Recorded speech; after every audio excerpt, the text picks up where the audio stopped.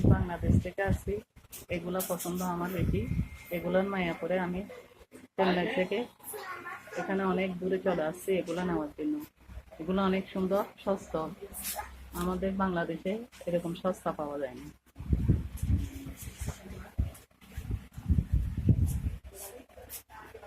আম্মু তোমার